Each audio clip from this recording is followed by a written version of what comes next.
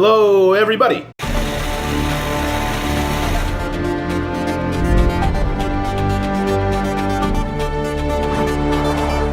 So, the topic of today's discussion, begin with the end in mind.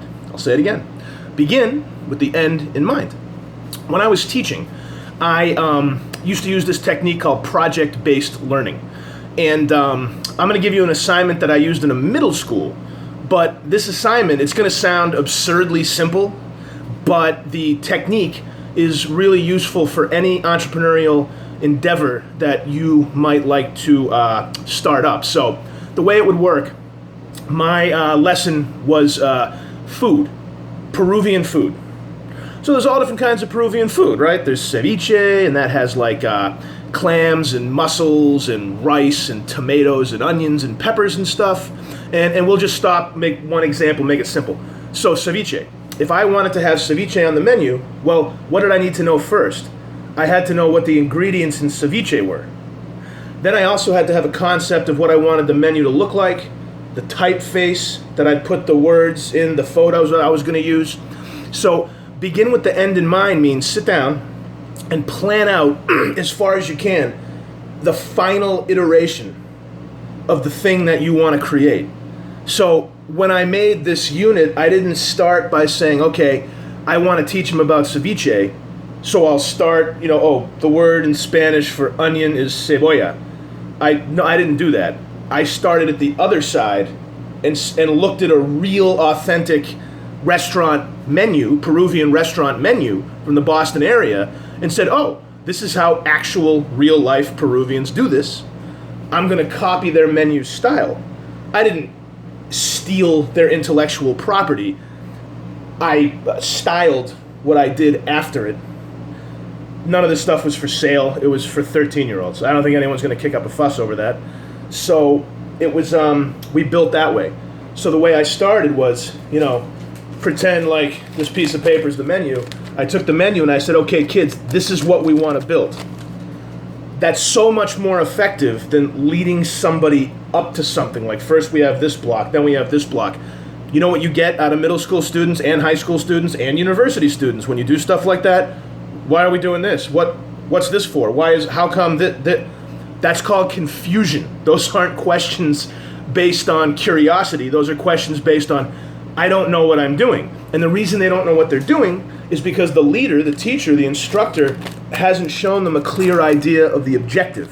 And that's what I'm trying to impart to you today is if you want to start some kind of business, I encourage you to begin with the end in mind. Sit down. You don't even need a computer. You don't even need fancy programs like, Illustrator, Photoshop, or you don't even need Paint, for crying out loud. Just sit there with a sheet of paper. You can draw it out because the details, the stuff that you'll put in with the computer later, they'll fill themselves in. You have your tech knowledge. You can research more tech knowledge. You can ask friends. You can share. You can collaborate online, all that kind of stuff. But just to begin, take that blank sheet of paper. Take a pencil. I like pencil. I'm not just saying that because I used to be a teacher back in the day, like, take out a pencil. No, I like pencil for real because you can erase it.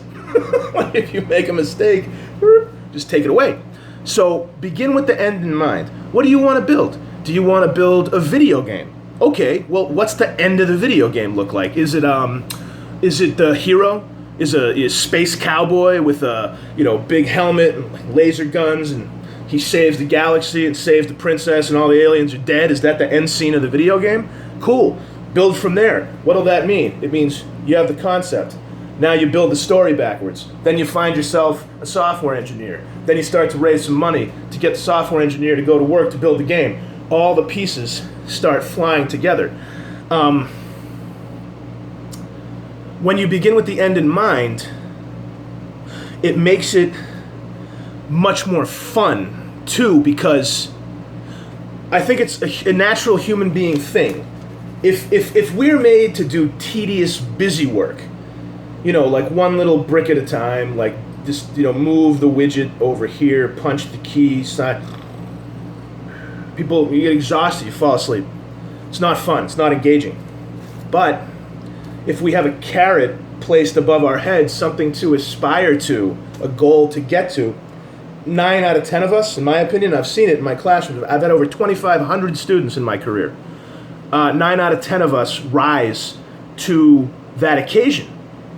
Because nobody wants to be the person who couldn't get the thing done, especially in this day and age where, if you're not talking about entrepreneurship, if you are talking about becoming a member of a corporation or a company or an organization, it's really true that there are so many applicants that if you don't want to jump up and get the carrot, they'll just be like, okay, yeah, you're a fabulous human being, but bye.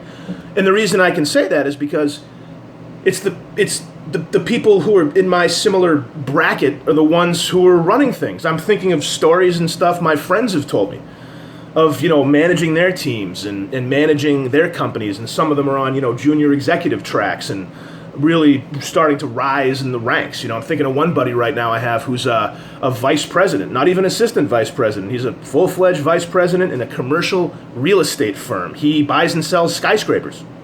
It's a big, tall job. He'd hate it if I said that. But, he does that. And I'm not saying that to be all like, oh, look at me and look at my friends. It's to make a point. And the point is that if you don't want to go that extra mile, you're going to be in trouble. You're not going to get what you want. People recognize that. And so even to bring this back around to the original topic, beginning with the end in mind, it doesn't have to be entrepreneurial. You can do that for a career. You can say to yourself, where do I want to be within this corporation in 10, 15, 20 years? If you're a teacher in a school system, people might say, well, you were a teacher, there's no advancement.